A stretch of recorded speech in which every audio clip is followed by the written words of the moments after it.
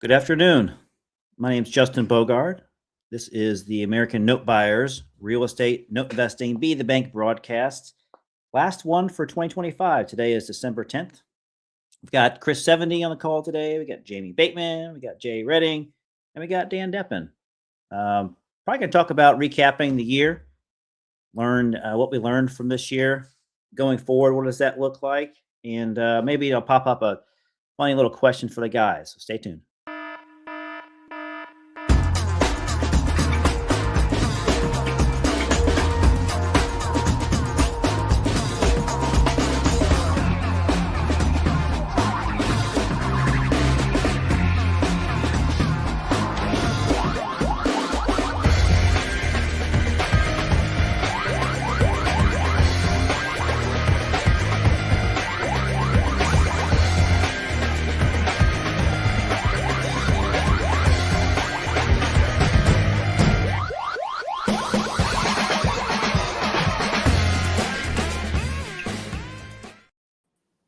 Gentlemen, happy, merry, early New Year, Christmas, since we won't get to be live on a call before then. Merry Christmas. Merry Christmas. Happy New Year. Enthusiasm Let's just don't get too excited here, Jamie. Yeah. At least I said something. Nobody else said anything. Right.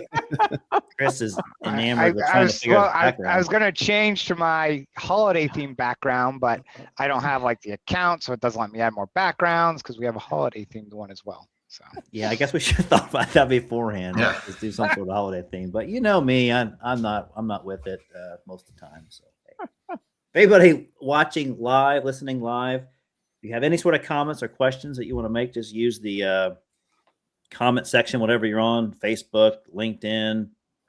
What we got? Yeah, just Facebook, LinkedIn, and YouTube. So we'll get your comment. We can throw it up on the screen if you got a question. If not, if you want to make fun of us, that's perfectly fine too. Just keep the profanity to a minimum for Chris. He doesn't like profane language. You got that. All right. So how is everybody doing? Yeah, pretty good. Typical Wednesday. What's going on? It's been busy for the holiday season, I'd say. So not super typical. I think I remember when I first started, I felt like it wasn't that busy during the holiday season. And I'd say the last 3 or 4 years, I just noticed it actually picks up quite a bit right before the holiday. Is that the same for you guys? We have been very busy in the last ever since the 1st of December. Let's put it that way. Okay. How about you, Jamie? Yeah, pretty busy. Got working on a bunch of foreclosures and things. So that's fun. hasn't been a huge spike, but I'm probably a little busier than past Novembers and Decembers. I just was able to close on one today that I've had to foreclose on. So luckily got a wire in before the end of the year. So get to recapitalize on that asset. So that makes my books look a little bit better. Yeah. So I've got one that's supposed to happen December 19th. So we'll see. Do you guys find it takes forever in certain counties or certain states just to get your deed recorded after you foreclose? Like I've had problems with getting the funds after a share sale. Yeah. So. Oh, if it gets bought at share sale? Yeah, everybody shuts down. Yeah. Good luck if you get it by mid-January. So all kidding aside, like as part of us looking at our 2026 business plan and where we're buying, we are taking that into consideration where we're updating our models because some of these jurisdictions are just insane. Like the foreclosure, you can get it, but it's taking 3, 4, 5 months to get the deed, and then you can't do anything. Then you're doing with squatters or whatever the case may be. Yeah, it's something that we are strongly looking at next year as regards to, where we're buying assets, because it seems like certain jurisdictions are just crazy. And we've got one right now, actually. I don't know if Dan, you've ran into this or anybody else. We sold a CFD in Ohio. They're refusing to record the deed to the person who bought it from us. Why? And well, we finally found out today it's because we have a loan sale agreement, but there's not a purchase and sale agreement for the real estate because they don't believe. Yeah, they want that. It's weird because then when you fill that out, Nothing makes sense because it's not really like a property purchase sale, and Well, yeah. it was the Ohio DT form or whatever it is, but they also want an actual purchase and sale, not the loan sale agreement. So what happens now? So we're going to create a purchase and sale A agreement. sales agreement. Okay. Well, I mean, because we the sold real- it, and we're basically, and again, it's on us to, and this is, I think, people listening and watching or wherever you are, Yeah. when you sell a loan, it's still your responsibility to make sure it's the proper documents they have. Mhm. And also, because I'm dealing with this right now, if a payment comes in after that loan sale agreement date and that buyer's like, hey, you owe this money, don't tell me to go F yourself, I'm keeping it. No, you owe me that money. So Contractually, yeah, you're obligated. You Yep. are obligated. And it's another hassle that you have to deal with. I'm going to ding on CFDs that you have to deal with CFDs when Yeah. you buy and sell a contract for deed or a land contract. I've had issues like that in Ohio as well. Well, Dan mentioned before about, getting your proceeds. Like I've had one in Ohio where it took 3 months just to get the proceeds, even after the sheriff's deed was recorded. I had one take a year and a half. Oh, you did? In Ohio, Maryland. in Maryland? Yep. Wow. And there was surplus proceeds, and that was the issue. They kept asking us for our accounting, and we gave them the accounting, and then they're arguing like, well, you say you paid the taxes, but where's the receipt from 2012 that you paid the taxes? From 2012? Yeah. Oh my God. These CFDs sound pretty horrible. So if anybody out there has them, you should sell them to me. Dan will take them. So I'll just take one. It's just a service that I do for people. So it's just a service. You make all those problems just disappear. There you I go. do. Nice. So, yeah, we actually had this pre-sold where it was part of a portfolio we bought and basically Mhm. put out to some people who were in my membership group previously, like, hey, you want to buy these? Here's kind of, and they did. So it's like we took them all down and then just immediately transferred them. But now the documents have been herding cats. Jamie, anything like that for you? I mean, I've had issues with CFDs that I could go into, but Yeah. nothing recent. I've really tried to shy away from them, to be honest, Yeah. recently. So yeah. I'm not totally against the CFD. We would just Mhm. prefer that part of our agreement is that that they're converted, or we're going to convert them immediately, and we'll talk with the borrower and everything. If they understand that we're going to convert this, and that they're on board and doing it before we would buy it. Yeah. Makes So, sense. We're just trying to make everything as streamlined as possible, and CFDs are not streamlined at all. Well, sometimes I've noticed that counties get confused with land contracts, contract for deed, however they're going to be stated. I've got a and they- theory on that because I've seen that too. They can't be confused. There's so many of them. If you work at a county and you see them, I think that's pretend. A lot of times, I don't buy that they're actually confused. I believe that they are confused. Well, I truly believe it because I've seen it happen too many times, especially here in Indiana or in Indianapolis. I guess I see a lot of them in Marion County, Yeah. and they'll start, charging for the liens, and the taxes and stuff. And you try to tell them like, hey, I just have an interest in the debt. I don't actually own the property, but they don't care. So we'll Yeah. send you to court. Well, quickly if and you say, have a "That's not the CF borrower's problem, it's your problem because you're on the deed." I'm like, That's right. That's exactly right. If it's a CFD, you're still on the deed, not the borrower yet. That's why we'd rather do a wrap mortgage or whatever in that respect. so yeah, it definitely has its annoyances. Yes. I want to get into a question, and it doesn't matter if it takes the whole time or not, because I think it's kind of a good business life lessons or whatever, because I think it's interesting what we all run into throughout the year that we feel like we should know better, or we just learned something that we just never thought before. But the question I asked you guys before we got on the call was to think about, what's one lesson you learned this year in 2025, as it relates to your business, specifically your note business, that you basically learn from, and you're like, okay, going forward, I know I'm going to watch out for this trap, or I'm going to prepare. Like maybe the answer isn't what you said earlier, Chris, about, you're going to focus on certain states to not go into next year because of these, issues that you've been having in the past. So I don't really, it doesn't matter who starts first, but if somebody just has something they want to start into, please chime in, or I'll choose the lucky participants. I'll start. Jay Redding, you're up. All right, Emma. I'm going to actually do two. All You right. can only do one. Okay, I only do one. All right then, because I think I Choose, know choose what the best one. well, okay, I'll choose one that I just found out about, and this is in Texas. All right. All right. I did not realize that if a home equity loan in Texas, you have to go through foreclosure. You Oh, have to do a judicial foreclosure. I wasn't aware of that. I was going to Yeah. say, if you make a home equity loan in Texas, also your fees are capped at 2%. It's a Is hard this cap. the? Oh well. So I know Justin. This is the loan we purchased from you, Jamie. Oh really? Yeah. Well, Justin, this isn't Yeah. my lesson, but I want to add to Jay's if that's okay. Yeah, no, that's fine. Yeah, we'll stay on Jay because I have some questions for Um, Jay too. So go ahead, Jamie.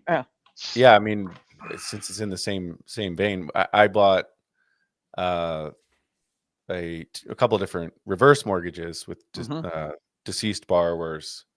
And that was going to be my second one. So Okay. I figured you were going to bring it up. So I thought, Yeah. so that's No, why I mean, I didn't say that. Okay. So, and if the borrower has passed away in the last 4 years, and I believe if there's no probate established, then you do have to do a judicial foreclosure action as well. So I just learned that too in the last couple months. I'm sorry. Did you say Texas for yours as well? Texas. Or? Okay. Yeah. Texas. Yep. Yeah. Everybody That's where thinks I was- Texas is so fast to foreclose, and typically it is, but be careful. That's the motion for relief hearing I was on, where the borrower had, unalived themselves, had 2 wives, each one claiming probate, and then basically, but you couldn't serve, and 2 bankruptcies involved, and 3 bankruptcies actually, because the deceased borrower filed a Chapter 7, and then the one who's still alive filed Chapter 7 twice. So finally got our motion for relief, and based on that, we can foreclose, I think, the first Tuesday in January, which we can foreclose before she gets appointed to the trustee to the probate. So, but So who are you guys Jay, using in Texas for attorneys? Badger and Badger. That's a real name. Yeah. Badger and Badger? Badger Law Firm. Okay. I thought you think just made that up. Aldrich Pike. Okay, and we're using Mackey. They've been really good. They sent, I don't know if I shared with you guys, they sent a little synopsis. I think I posted on Facebook of like, file referred this date, demand this date, hearing this date, Oh, wow. foreclosure this date, total timeline like this. Yeah. Yeah, they provide you like a debrief of the full timeline. Oh, I was like, awesome. holy That's shit, awesome. can we get other Awesome. attorneys to do this? Yeah. Really. That was a Really. standard. I've got an attorney in Tennessee that did that one time, and it was amazing. It was like to the day, the Yeah. whole thing. That's Might have been awesome. them, because that's where we did it. So Mm. So Jay, it's any HELOC in Texas? Well, it's a HELOC, and of course, this is the HELOC is in first lien position. There's no underlying. Okay, yeah, because it's a HELOC. That's what they were saying. We have to go. I through sold you a HELOC. Well, this was institutionally originated. You had purchased it, and this is one we purchased from you guys. Gotcha. So nothing you guys did wrong. Okay. I mean, it was performing when we purchased it, and she's just gone dark with us here lately, and Gotcha. we can't get anybody to respond. So we're at 90 days. Demand letter went out today. So we're basically demanding everybody that has a remote interest in the note, and we'll see if we can shake the tree and get someone to respond. So I didn't know that about the judicial. I didn't action. either. I didn't either. So it's And something how we would can you, know in like- the future? Yeah, it's not like there's a disclosure about that, right? Yeah. Mhm. So, Interesting. so yeah, something to learn. These are the nuances you learn as you progress in your experience level. And Yeah. I'm That's sure. why it's good to have, Yeah. a network of people that you confide in about stuff, like, specifically us on this call, that we just learn all these little nuances in different states and stuff. So it's Yeah. always good to have this network of people to learn their experiences. So hopefully people that are watching the replay of this or watching it live, get a benefit of like, oh, hey, watch out for this. And, So And like that. as I understand it, what we have to do, we'll do the demand. If we don't get any response, then we have to do the judicial filing to get a judge approval to be able to do the power of sale. That's what we basically do at Mhm. that point. It sounds similar to what I have to do on the Yeah. Beckham's. I haven't purchased a HELOC before as a secondary note buyer, so I was just wanting to know what was your thoughts on wanting to buy this particular one. The fact that it was a first lien, there was no other. Okay. Just because it was a HELOC, it was a variable rate loan. All right. I don't know if you had modified it. Someone I had think modified. it was already modified. I think it was already modified. I think Yeah. you're right. So it was Yeah. like 2012 or something like that. Okay, so Mhm. it was modified. So it was fixed rate. It was a first lien position, and it was basically $100,000 loan, and the property is worth like $350,000. So there's wow. a ton. Yeah, Okay, there so was a there's lot a of equity. I remember that. ton of equity to protect us in that. So Mhm. so that's why. Okay. And it was at 12% interest rate. Very which- nice. Yeah, and it was which works. performing. Yeah, It was. made sense. Yeah. So you sold it and went non-performing? Yeah, She performed. sold it. No, it performed for like a year. I'll tell you. So curious if anyone else feels this way. Like I sell performing loans, and if they go non-performing, I feel bad. Well, Yeah. yeah. Yeah, Well, you there's do. inherent risk. I Well, mean, I'm like, this person's been paying for great, and all of a sudden it's like all of a sudden like you sell it, and it's like it goes to shit, and it makes you look like the liar, where it's like my computer don't work, and somebody comes in to find it works. That's how I feel. Well, Like, So, you so know, Chris, you know- I bought one of those from you that stopped performing last year, but it ended up working out fantastic. that was in in Denver, the right? end. Yeah. Yeah. Yeah. Okay. Northland. Yeah. sometimes I think they got a new lender, and I think they're just trying to they think that you're actually gonna follow through, and they're gonna find that we follow through, and you're either gonna pay or you're gonna lose the house. It's gonna be one of the two things.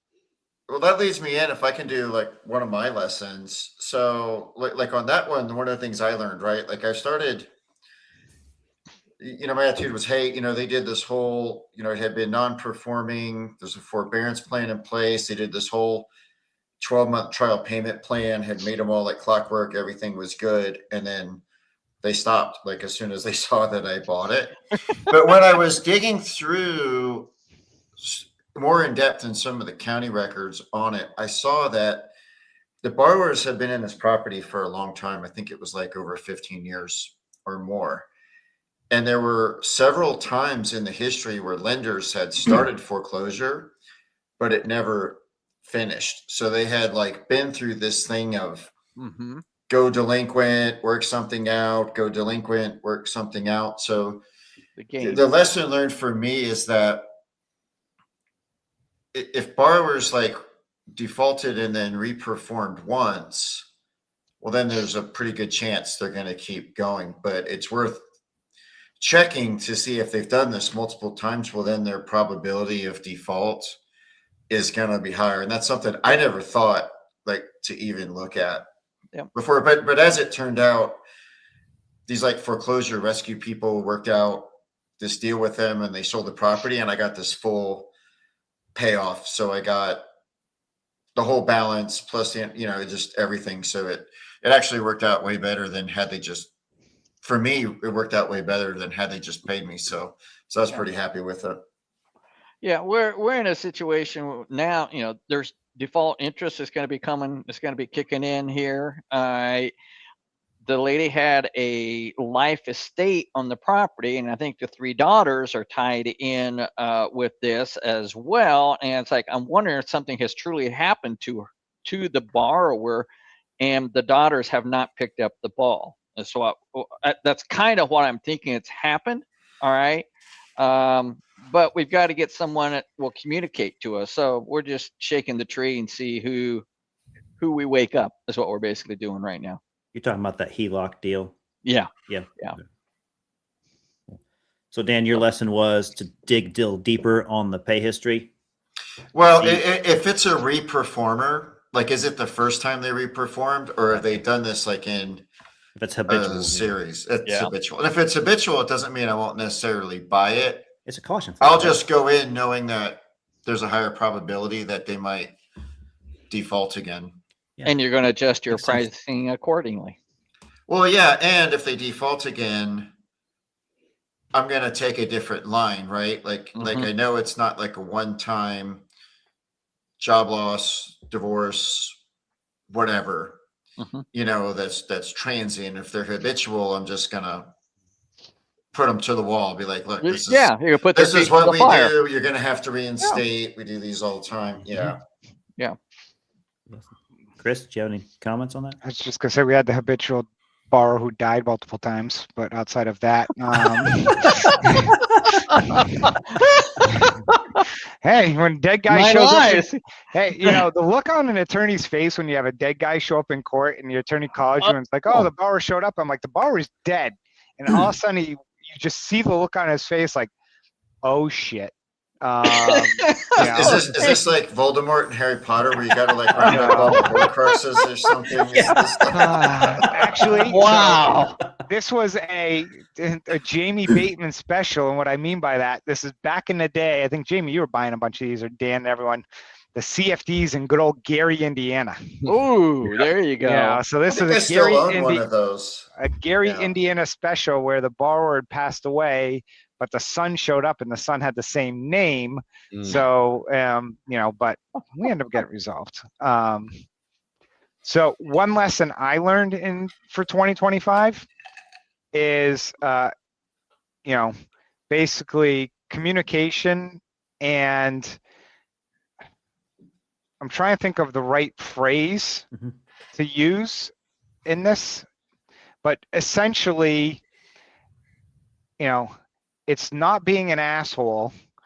Sorry for all the profanity, by the way. We warned everybody. Yeah, no, but like following the agreement. And we've gotten very strict in our agreements now lately with like collateral. Collateral is going to be basically stored at a third-party custodian because too many people now are selling off multiple assets to multiple people. There's more lawsuits that just came out last week where groups are selling. Some of this was auto debt too, selling stuff off to multiple people or not getting the collateral, or, you know, and we have stuff that goes wrong too, where we transfer stuff and it's wrong, takes time to record, and, you know, that can still happen. But, you know, we've spent so much time this past year chasing down collateral that should not take that much effort.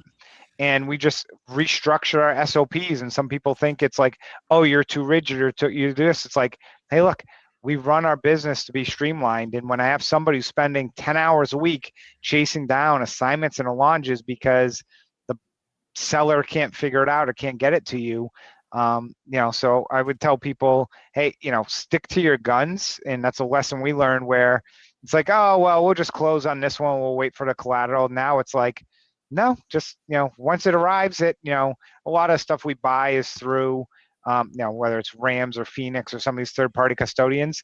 A lot of times they'll just send it off to them because they're, you know, kind of sponsoring the deal anyways. Cool with it. But once they get it, it's like, okay, we can close now. So that's one thing that we used to rush to close. Now we're more patient to close. Yeah. I think it becomes critically important, particularly when you get much larger. You just don't have any flexibility at all. It's just a huge waste of time. But even the one-offs, I mean, if you're buying a True. one-off loan and it's in foreclosure and you can't foreclose because you don't have the assignment or you can't send a demand or your attorney's like, nope, you can't file the complaint. Can't do And anything it's till you get it. And it's in like Texas or Florida. Let's take that Texas asset. You have 300,000. How much is the taxes and insurance on that puppy every month? I haven't looked. I don't know. I'm guessing that it's probably 200-300. Yeah, it's probably 200-300. Well, it's at least that. It's at least that. I honestly haven't looked. I'm just guessing. I mean, taxes are probably $350,000 home. Yeah, you're probably right. $400 at least. Yeah, and you know, when you're getting started, and it's like you can't do it, and you're spending that money, it's like that money adds up. You know, it does. It does.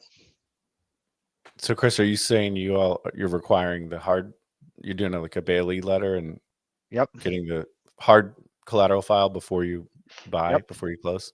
Gotcha. So you're like in escrow, but you're waiting to close escrow once you get the actual physical documentation. Yeah. So we'll sign basically we'll, sometimes either execute the loan sale agreement or get a Bailey letter executed. And a lot of times now, and again, this depends on who you're working with. If we say, hey, look, we're clear to close, let's target this thing Friday, and it's a Monday, they'll take on that Monday, send it off to somebody. A lot of times they'll actually send it to our custodian, Doc Solutions. And basically they'll get it on Tuesday, Wednesday, and like, hey, we're closing this Friday. Can you check you got everything? And then they'll give us the thumbs up and then sign the Bailey letter. And then we just, fund it at that point in time. Chris, this is why I love people having collateral custodians, just for that reason. It takes so much of the burden off of either buyer or the seller. So the other thing that we've started doing last month, and this is like, up there with the automatic pool cleaner and sliced bread is the greatest inventions ever, is, using proof.com to notarize documents online. Oh, I've been using them for a long time. Yeah. I mean, it's just been, and there's a few states that don't accept RONs, but they are. I will let people know right now. Alabama, Connecticut for real estate transactions, Mississippi, Georgia, South Carolina, U.S. territories, Guam, and Puerto Rico. They will or won't accept. They won't. So everywhere else you can. And even if you have like witnesses, they pull in the witnesses for you and everything. So it's like fabulous. And it's $25 for like each signature, which or 25 for the first and like 10 for a second or something, which in Virginia, it's like $20 anyways for a notary, or 15. So it's, Dan, I'm just like, man, oh man, because attorneys and stuff now, it's like, oh, you got to get this notarized, and all of a sudden it's like, oh, now I got to run to a notary or whatever. It's like, it's a pain. But now literally at 6 a.m. in the morning, sit here, have a cup of coffee, assignments, allonges, all that stuff. Yep. Yeah, and what I do if it's one that requires wet ink, I just go down to my bank. That's like a mile away, and they'll do them for me there. Yeah, but it'll take like 3 hours to get. My bank is so slow. No, my bank is small. I just kind of walk in, and it's not too bad. You're like you walk in, head covered with a revolver, and it's like, I got a sign. You go in there with the handkerchief over your mouth. No. They know me in there. Proof? Is it called proof.com? It used to be notarized. Yeah, it used to be notarized. It's essentially it's the Uber of notaries. That's literally, because I asked them, I'm like, I didn't know it was the same company. I was PaperStack's been using notarized for years, so I've used it through them for a while. I want to go back a second, Chris, because those who may not know, would you explain what a Bailey letter is? We kind of flew through that, and so I didn't realize, kind of understood it until like 3 months ago. I've heard the term, but I'm like, so a Bailey letter is essentially a tri-party agreement. So let's say I'm buying a loan from Jamie and I'm going to use Dan as the custodian.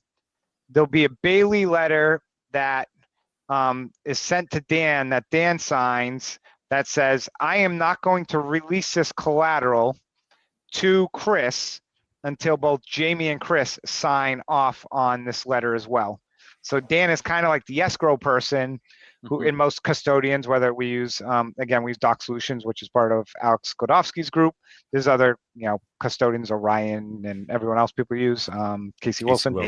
Yep. That they will basically act as that bailee that then will hold it until, basically the time comes, and they'll confirm they have all the documents to let me know they have it. Then I wire the money. Then Jamie's like, okay, you're good to then, transfer that collateral. If you also, so one of the things we started doing this year too is selling to some institutions on some of the origination stuff. And I know, Dan, you do this as well. They're the same way, where usually they'll have an attorney firm who will basically act as the bailee and originate, because it's origination. The docs will get sent to them at closing, and they'll hold the docs and say, okay, we have all the original signed. Now company A can buy it from company B, and then basically they'll, create the assignment and then release the funds. So they're reviewing that all the collateral files are there. All right. And then you sign off on it, and then the transaction takes place. So they're Right. essentially acting as the escrow. Is what It's they're doing. it's a Collateral. fancy It's word an is escrow an agent. escrow yeah, it's an escrow agent that Yeah. they're not just holding money, they're holding the Yeah, physical it's a- collateral. Yeah, collateral escrow. You're right.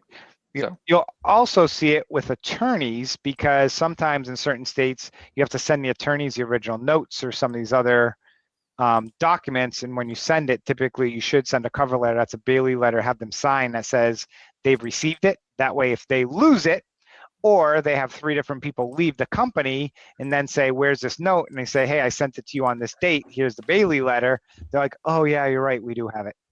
Mhm. I may have had Good that happen to me once or twice. Hypothetically. Once or twice. Hypothetically, yeah. Yeah. What Thanks, stinks is when you're because trying I think if anybody's watching this that's fairly new, or they probably have not. Well, covered yeah, it's the Right, term in that that is respect. a lot of the institutional guys. That's a common language to them. You Yeah. know, a Bailey letter. To us, I wouldn't be surprised if any of us had used it up to this point. You know. So Nope. I've heard it and I was like, what is that? Yeah.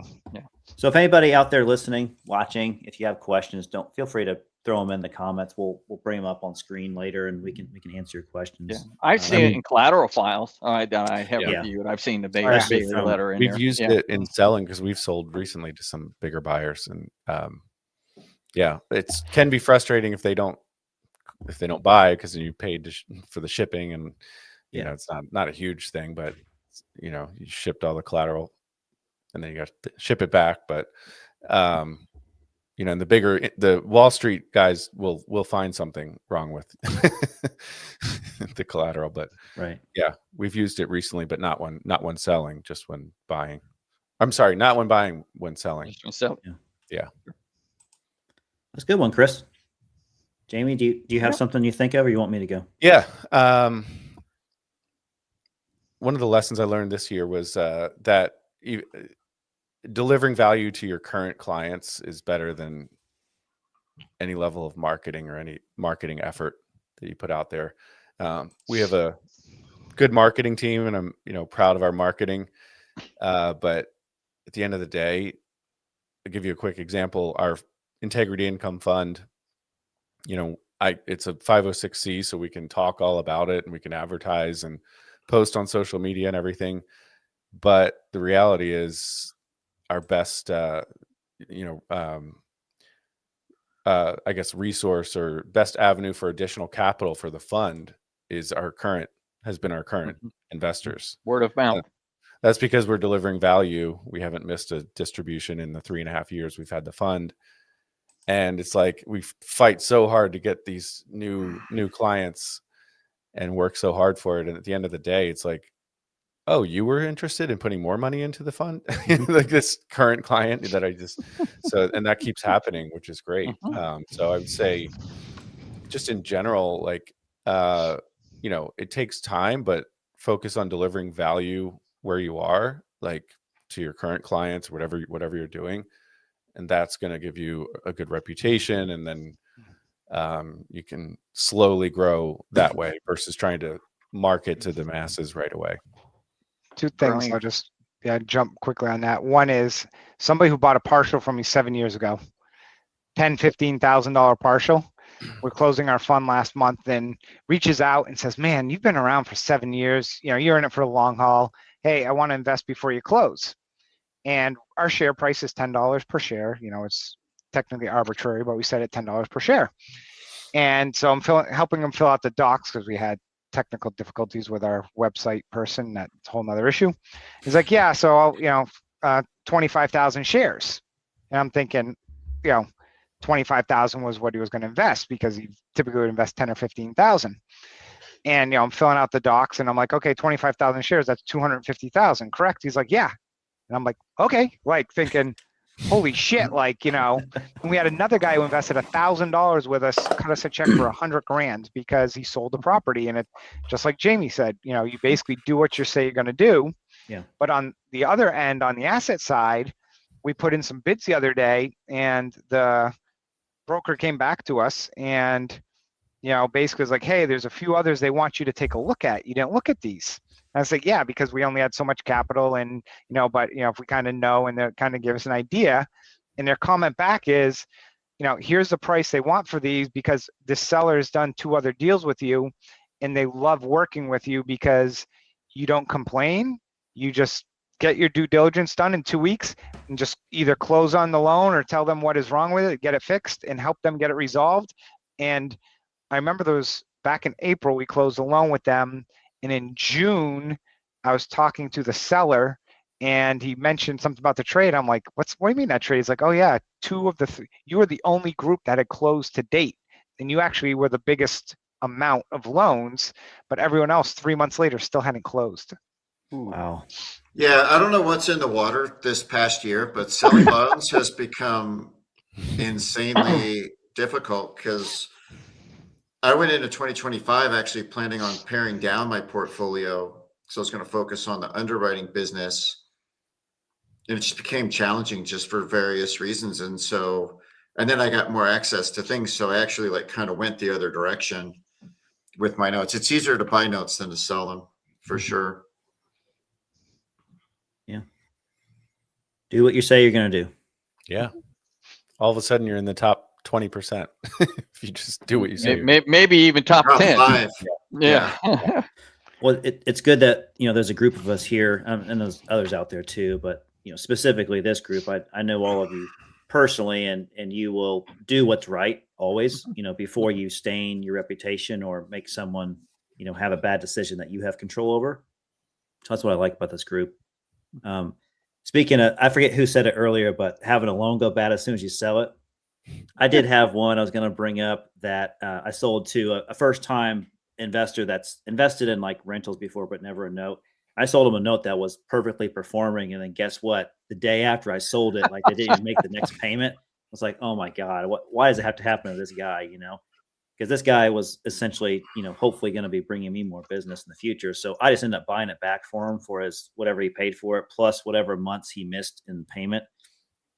And so I just worked really hard to try to make sure I didn't lose money on it. And I came out ahead, just a little bit, but it was way worth it, to do right by that guy because he essentially turned around and invested in my fund and, Nice. put most of the money that he wants to invest in real estate into the fund, which is great. So, by the way, I have had the flip where I've sold a performing, it was, performing, but there was still a payoff is always good if you buy at a discount, right? So I sold years ago to someone I was mentoring. And that's not typical, but he was interested in buying this loan. He got a payoff 2 weeks after he bought it from me. I held this for 3 years. And then I sell it. What's his name? Halliday. And I'm like, Pete, who is you've worked with? His last name's Halliday, I think. Yeah. No, I sold him a loan like a month later, pays off, and I'm like, oh, damn you, lucky dog. I bought a loan once a few years ago where I noticed I was going through the tape and I was looking at Zillow values and stuff, and I noticed the one was listed for sale. Yeah, so I hurried up and bought it, and I got paid off pretty soon after. That's smart.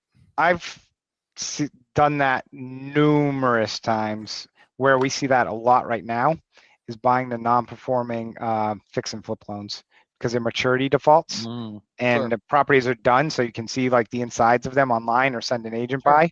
The thing you'll be careful of, check the photos because some people use AI and is it really the house or, but no, we've seen that numerous times. We closed one in, literally it was in New Orleans that we closed.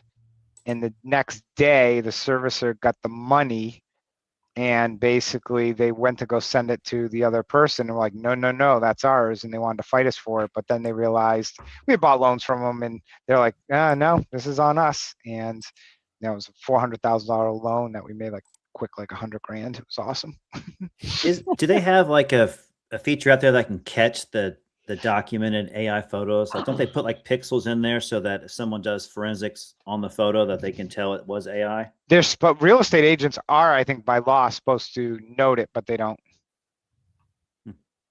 Okay. So I thought there was a program out there. Maybe I didn't read something correctly. Little trick that we do, if you have a PropStream account, by the way, and you have a portfolio of loans, we put our loans in PropStream and save them.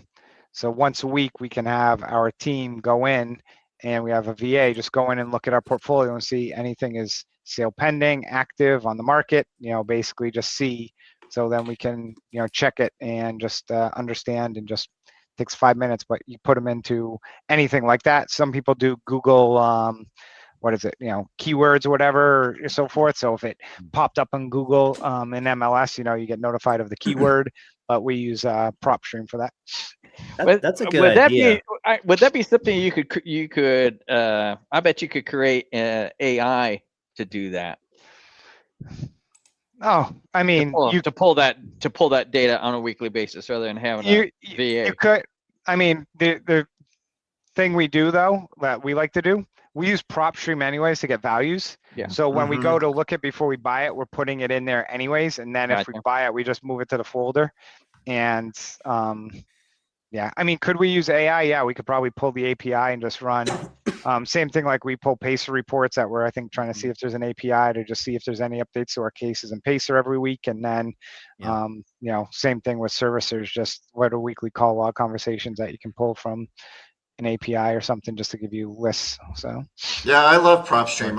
I've been leading on it heavily in recent months. I like it too to see like the existing mortgage data that's recorded. It's not always accurate, but it'll show you the mortgage that's there, and like assuming it's paid on time, like what the balance should be. And so it's just always a good sanity check when you're comparing it to a tape. What I like about it is if you're looking at a tape, it also has a little bit more accuracy sometimes than data tree in regards to, does that borrower own multiple properties? So you can see like, oh, this guy has 50 other properties, but he says he has no money. Yeah. Well, that might segue good into Justin's lesson for 2025. So I tried out buying some hard money loans this year. So I did one with Jay actually, and that one panned out really well. That one, yeah, that did work out well.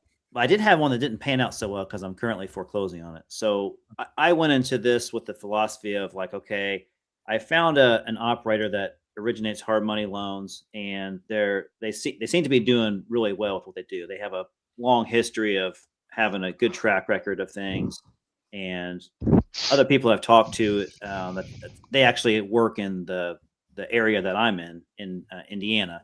So I was able to talk to other people that know them as well, and so they have a good reputation.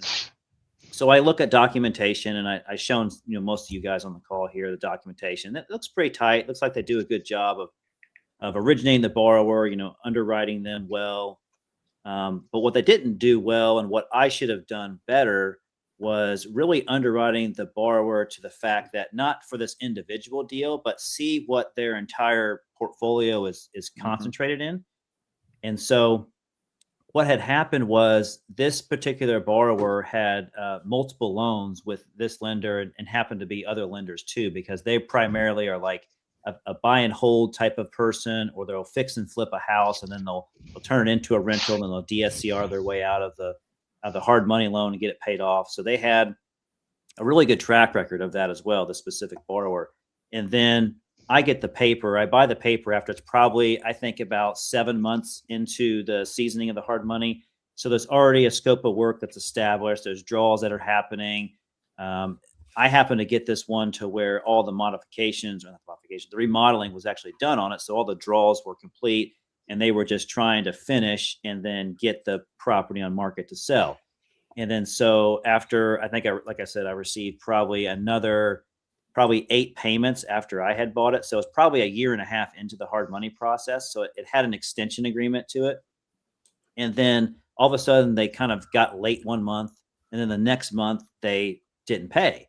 And so then I'm like getting concerned, because this is a decent sized mortgage that we're working with here. So we start the process of trying to figure out from the borrower, like, hey, what's going on? And apparently something had happened with them that I was unaware of, to where they kind of stopped paying all their lenders. And I kid you not, they probably have 30 to 35 loans out on different real estate stuff just for hard money, not including any DSCR, loans they have for their rentals. So they stopped paying and stuff. And so lo and behold, I have to go through a foreclosure process, and start getting forced place insurance on the property. Of course, these fix and flip guys don't actually pay the taxes once they buy the stuff. They wait until they close out of it and use their proceeds for it. So then I have to, catch up all the taxes on it. So I'm starting to shell out more money. And so there's a personal guarantee sign, and there's, a commercial mortgage and a promissory note and all the indemnities that, disclosures and stuff that you need. But what I learned from all this is that this person seems to be stretched pretty thin as far as what they're getting loans on. So yes, they have a lot of investments that are outside of real estate, that they have cash, they have, free and clear properties that they primarily own, but it's nowhere near enough in money to pay, default judgments against them, for all these properties getting foreclosed on them. So it's just a lesson learned that I'm going to be okay because I bought it well enough to where the value of the property is worth, more than what we got in the principal of the hard money loan. But I'm probably at risk on the interest that I'm trying to make on this loan to probably not seeing that money. If I'm lucky and I foreclose on this and I have a judgment against them, I don't know how many years it would take to recoup it, or even if I can recoup it or put them on a payment plan. But it's just a lesson learned that I should probably have done a better job of, understanding the concentration that this originator had of this guy. And then also all the other loans that this guy had outside of the one that I was investing in as well. So how would you? Is that what Prop Stream would have shown? It probably would have shown all the properties Yeah. of that guy. Yeah. That he was deeded to. 'Cause I bought one as well from the same lender, different borrower. Yeah. And I'm not sure how it's going to end up. He's been paying, but we just inspected the property and he's definitely not done the work. So I have a feeling I'm going to be headed to foreclosure as well. But just for the group, I mean, how would you guys investigate that particular borrower's, I guess, the other loans that he has outstanding, or his, his profile, so to speak? You're talking strictly like investor loans, right? Yeah. In this case, yeah.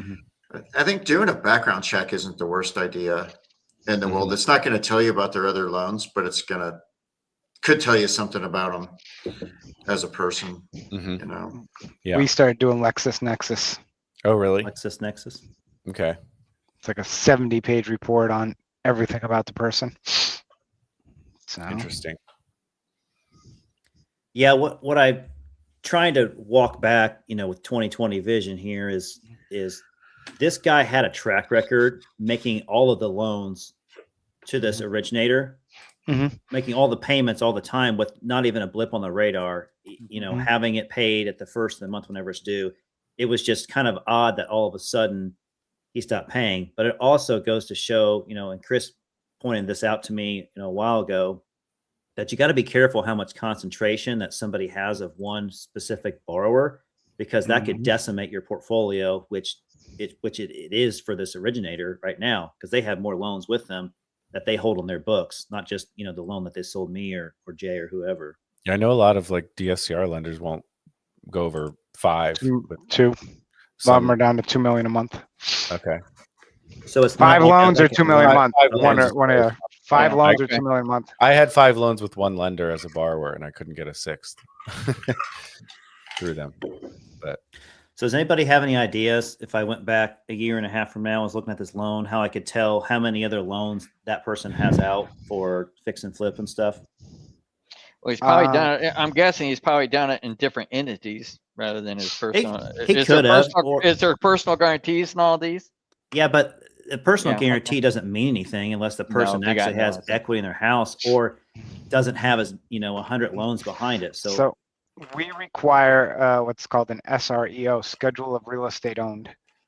So as part of our packages, they have to give us everything they own as part of that application process, as well as if they're fix and flips, like how many have they done in the last 5 years, or, and then we actually go and check, if they say they have 50 properties, are we going to check all 50? Probably. I don't know if we do or don't, I'll be frank, but if it's 3 or 4 on there, we'll go check and make sure they actually were the fix and flippers, because it's easy for people to say they've done these properties, but never have.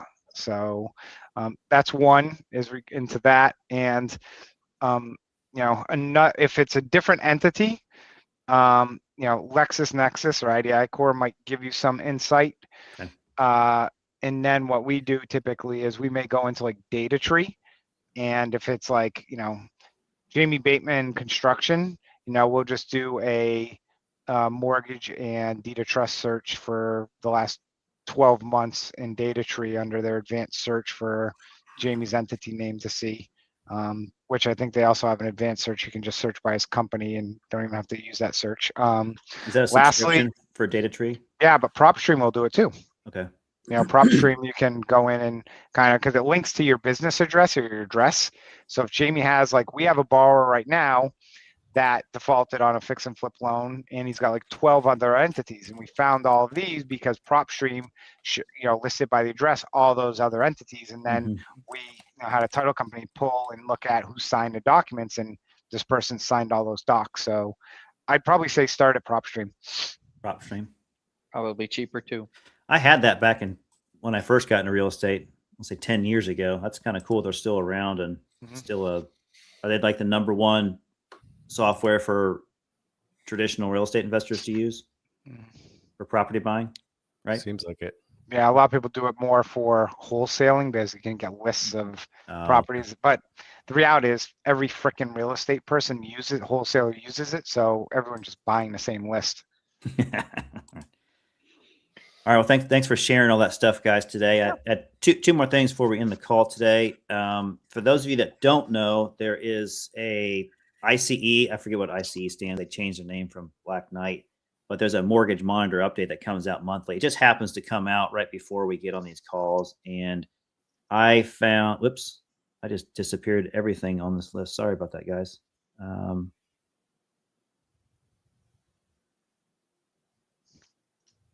Is this better?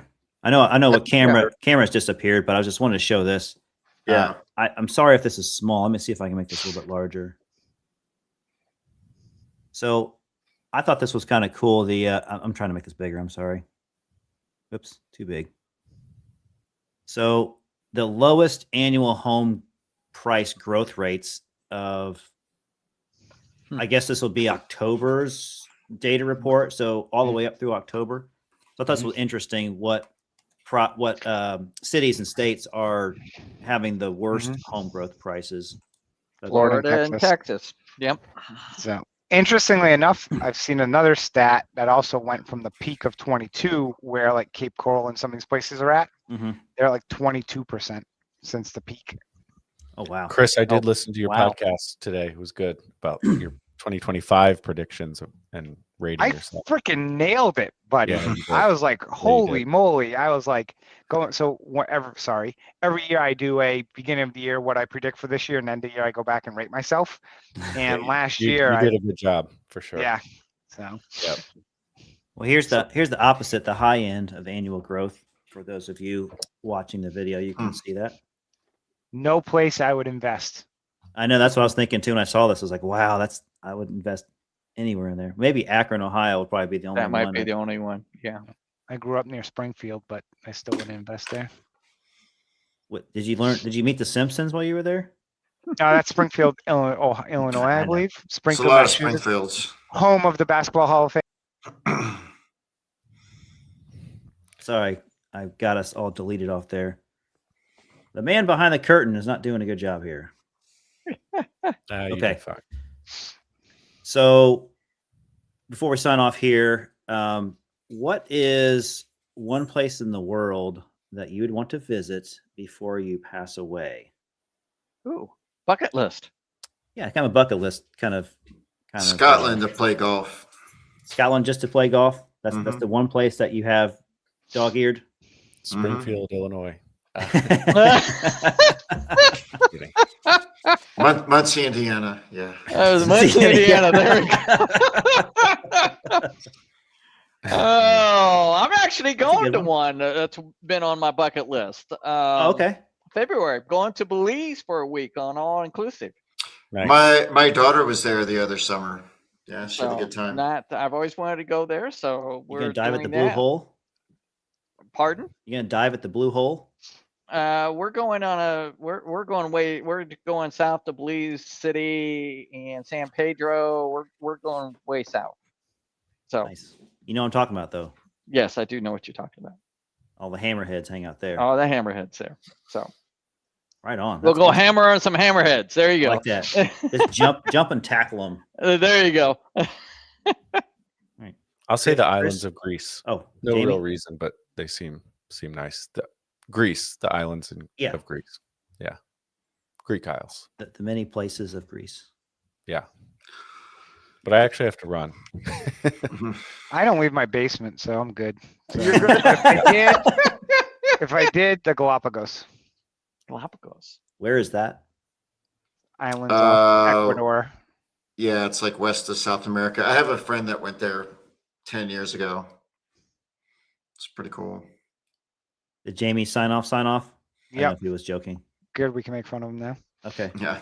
Later, dude. I am wanting to go to Italy. I think that's something that I've always Oh, sure. itching to go to. I'm close to getting there. I just have to.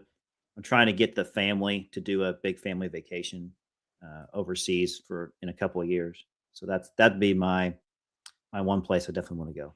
It doesn't matter where in Italy. I just want to. Italy is just kind of a cool place I've always wanted to visit. Cool. That's it. Nice. Oh, Jamie's back on. Jamie, what happened? Well, I had to tend to something, but I'm good. For a Oh, you're minute. back now? I think the show's almost over, though, right? The show's almost over. The show must go on, but it's also almost over. I'm Yeah, thanks. confused. Thanks, guys, for sharing all that stuff today. That was fun. Yes. Thanks for being a That's good. part of this broadcast that we do every month. And hope you all have a very, very Merry Christmas and a Happy New Year or whatever holiday you celebrate during the late December time period. And look forward to, January when it comes around. Hopefully everyone will be on the call. Looks like we got thanks for the good convo. And Dan with Call the Underwriter. thank you. won last night. Yeah. Congratulations, Dan. Thanks. Great job. Oh, yeah, for the what's it Best called? of notes. Best of notes. Thank you. I was going to Uh, screw it up. I'm glad you guys said the right one. Can I ask a question? You just did. Too late. Can I ask us multiple questions? Okay. Yes. Does Colonial buy NPLs? Yeah. Oh, okay. Yeah. We don't see too many of them throughout the year, Okay. but have a lot yeah, of- we do buy them. Okay.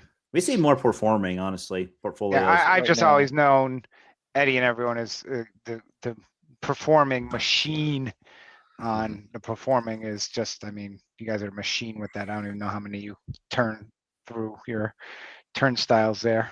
I think I need to add those up to find out because I'm curious too as to what the volume number is. It seems like just things come through every month. I just don't Mhm. keep track of it. But the best of notes, it does seem like some of the categories are assumed. Like people may not know like what person is the best business note buyer. They basically maybe like pick one if they don't know.